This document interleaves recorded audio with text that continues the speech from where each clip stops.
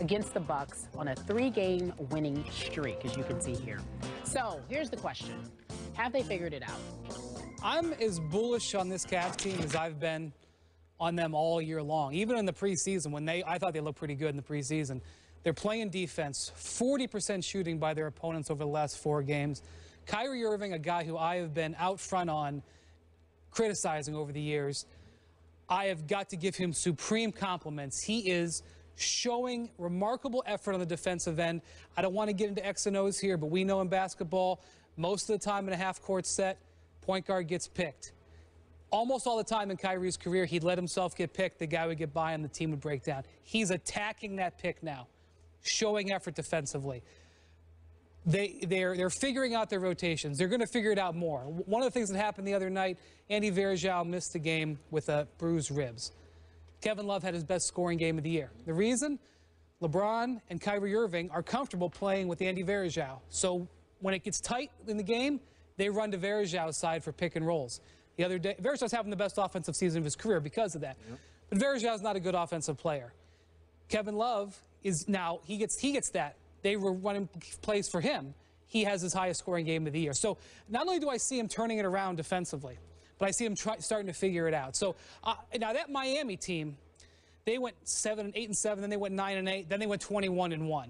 I didn't foresee that at that time, but I'm bullish on where this Cavs team is headed right now.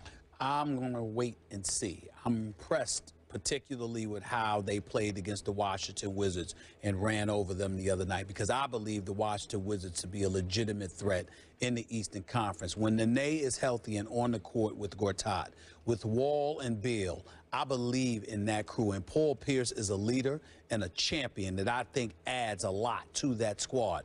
The fact that the Cavaliers, after losing to them earlier, came back and steamrolled over them the other night meant a lot to me. I'm going to be interested in seeing what they do, and they should beat Milwaukee tonight, even though we must take a moment to commend the job that Jason Kidd is doing with the Milwaukee Bucks, because the Brooklyn Nets don't look like the same team without him than they looked like with him last year, even though it's still early and all of that stuff. And they were struggling early with Jason Kidd last year as well.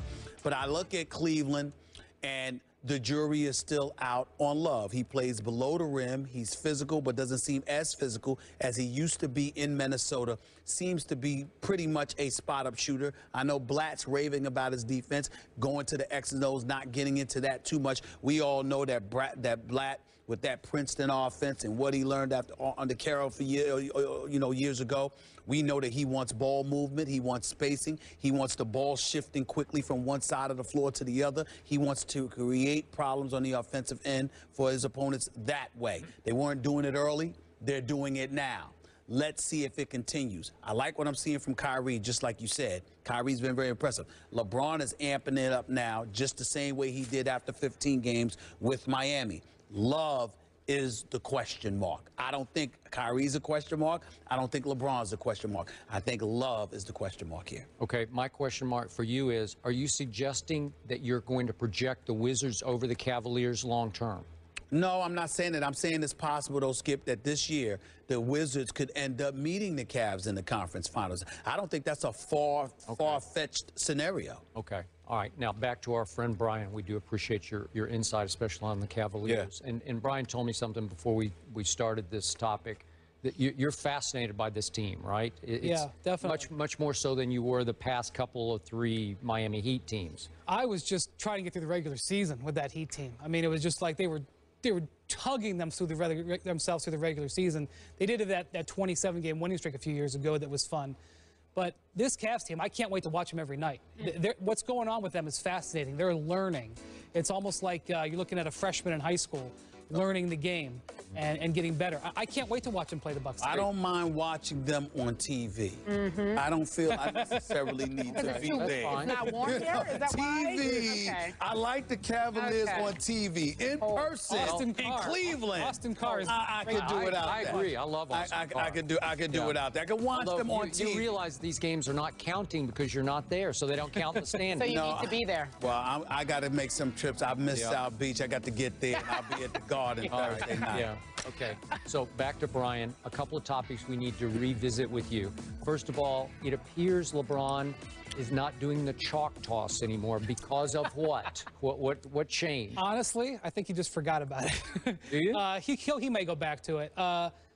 Look, back in 2011, that was when he stopped doing the chalk toss. It happened during that Celtics series. Remember when they fell down in that series? Sure. Looked like they were going to bottom out again. LeBron's like, all right, I can't mess around with this chalk toss before this game. I got to worry about this game. I think he was feeling a little bit of heat last week. 3-game losing streak. He came out and said, I stink. I think he overemphasized that a little bit, but I didn't like the way he was playing. And I don't think he liked the way he was playing. I think he just said, I'm just going to focus on this game. I'm not going to do this. So is the chalk toss distracting? Is that why he's not doing it? I just think he wants, I just think he's like, I got to come out here and focus on this game. Well, I'm not going to worry about it. Let me be the first to commend you, because I watched you that morning. And you went off on LeBron in a way I had never seen you go off on him before. And you were completely 1,000% on the money, because what I had seen at that time, Skip, and I had to do a Saturday morning, and thanks for this man cover it for me. I got off that Sunday morning. And I got to tell you, LeBron just looked disinterested. The energy, I've never seen him look so lackadaisical. And Brian came on the air and called it. Yeah. And if he would be on the show right now and was being honest, LeBron knew it too. Yeah, he knew. I mean, and that's He's honest with himself. Yeah, and I just think that coming into last week, and by the way, LeBron's going to probably win Player of the Month. He won Player of the Week 2 of the 4 weeks in November. So let's put this in perspective. He's still doing okay. He was not being a good leader. And so I think the chalk toss is like, listen, let's focus on the basketball. Well, our producer just said in the morning shoot-around, he said he hasn't given up on the chalk toss completely, even though he hasn't done it. All right, fair enough. But LeBron's pregame routines, they're always changing. Right. You know, there's the handshakes and this and that. I know. I mean, frankly, this chalk toss is a Nike.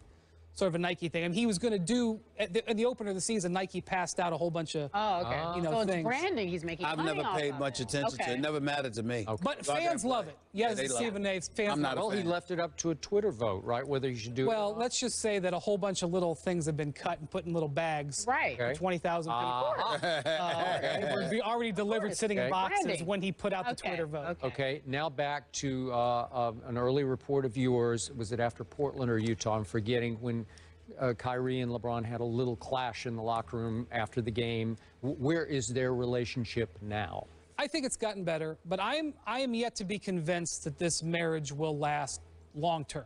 Doesn't mean that it won't. Yep. I just think that the two of them are going to continue to rub up against each other.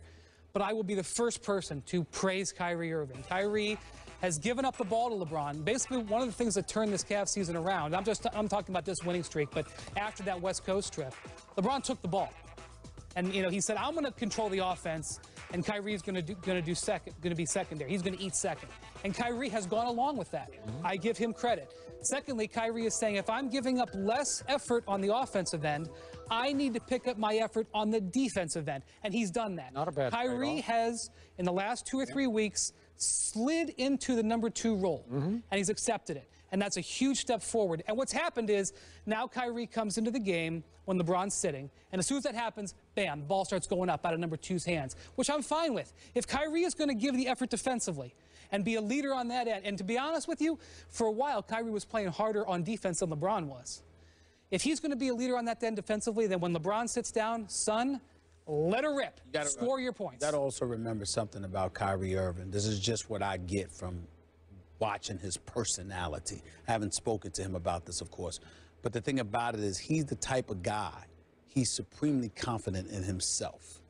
And you, no matter if you're the greatest player in the world, are not going to come at him and get in his face, and he's going to give you a second of his substantive time listening to you if you are shortchanging in the effort department. He is not the kind of guy that's going to listen to you just because you're the best. What you're asking of him, he's going to demand, whether directly or indirectly with his body language, by making sure he sees it from you. If LeBron is out there and LeBron seemed disinterested or seemed preoccupied or seemed fatigued or whatever the case may be, Kyrie ain't trying to listen to what you got to say if you're not doing that. But obviously it didn't come to that point because LeBron is going to steer the ship in the right direction and Kyrie's going to adapt. Something important to never forget. In Miami, those 3 guys came together, literally met and said, we're going to get together. When Kyrie signed with the Cavs on July 1st. He didn't know LeBron was coming. I'm telling you, I know that there's people say, no, he knew he was coming. He didn't know. And you know who else didn't know? The Cavs didn't know. The Cavs had Gordon Hayward sitting in their offices. They're getting ready to offer him a max contract. They were going to bring in Chandler Parsons because they hadn't heard from LeBron. All of a sudden, the phone rings to Rich Paul, LeBron's agent. Well, when they signed, Kyrie did not sign up for this. Now, we all think, of course, we want to play with LeBron. But when Kyrie committed to this team, he wasn't thinking it was going to go this way. So that was different than it was with Miami. The only caveat I would throw into that is you're right. They didn't know, but LeBron knew. And he took his time. LeBron didn't make this decision at the last minute. I don't care what anybody says. He didn't make this decision at the last minute. And usually LeBron knows a hell of a lot sooner than everybody else. He's not some impromptu, spontaneous dude where, oh, okay, this is what I'm going to do. No. He knew, but the Cavs obviously found out later. Okay, so the biggest shift that I see in the 3-game winning streak, albeit against, can we call it mediocre competition, is that, as you said, LeBron took the basketball. His assists are up. They're all the way up to 7.2 a game. Now, his turnovers are up, too. Big time. To some degree because of the disinterest factor. I think he was just a little bit like, let them play, and then he wasn't focused, and he's third in the league in turnovers still, and that's got to get cleaned up a little bit. But it looks like LeBron has assumed the point guard duties. Is that fair to say? Yeah. That's why they have won 3 games, even against mediocre competition at home. When early on in the season, LeBron was letting the Cavs have the rope. And when they were messing around, he got frustrated and stood in the corner. Yeah. And I don't know if LeBron came to this conclusion, because usually he comes to his own conclusions, or somebody got to him. LeBron, you got to have the ball. You got to take the ball. And I think David Blatt understood that too, but LeBron was going to do it anyway. And really that game in Denver, after the game in Portland, they lost in Portland, they lost in Utah. The game in Denver, LeBron took the ball. And ever since then, now they had that hiccup where they had the 4-game losing streak, but ever since then, he's pretty much run the show and things have operated a lot better. How much do you hear or see LeBron listening to Coach Blatt? Not much? I don't think, one of the other things I've been critical of LeBron about is I don't think he's been invested in David Blatt's success. I think really he set the tone from day one. LeBron signs with the Cavs. He takes a month or 5 weeks to even meet the coach. And there's private jets. He could have been flown You brought that up. And I just think that got him off to a bad footing. LeBron has sort of not regarded David Blatt. I don't think he's against him. Yeah. I just think he doesn't Does regard David him. Blatt matter, though? Yeah. Does it really matter who the coach of this team is? Being dead honest with you, in LeBron's eyes, I don't think it matters. But do you think they get rid of David Blatt eventually? No, I think David Blatt's learning. I mean, they're getting better. And as long as the team's getting better, the coach is doing his job. I'm seeing them improve. But LeBron is not bonded to this coach the way you would like to see your star bonded to the coach. Well, I've been saying that all year. And I think that if they don't have a successful season, I don't think Blatt lasts. Well, one of the other things is LeBron, this has been made clear behind the scenes. LeBron would prefer to play for a guy who played in the league. Yeah. He's only done that his first year and a half with Paul Silas. Since that time, he's not, Mike Brown, Eric Spoelstra, David Blatt. I think that LeBron is more drawn to that type of coach. That doesn't mean LeBron's walking into the front office and saying, you got to have this coach. Some people in the league wonder why the Cavs hired David Blatt when they didn't know what LeBron was going to do. The Lakers waited until August to hire Byron Scott to see if Melo or somebody was coming. I just wonder if the seas get choppy, whether LeBron is going to support the coach, because he really hasn't gone out of his way to do it. He's not. He's not going to condemn him, Skip, Brian, Kerry. He's not going to engage in condemnation.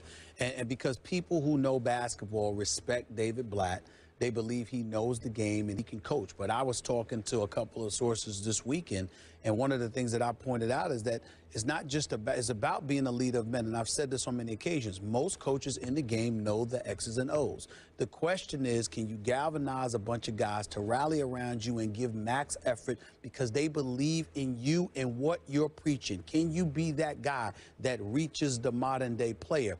The jury is still out as to whether Blatt and his staff, even with Tyronn Lue, that coached under Doc Rivers over the last several years and is the head coach in waiting, who a lot of people are very high on, there are going to be questions about Blatt and, as a result, the people that work under him.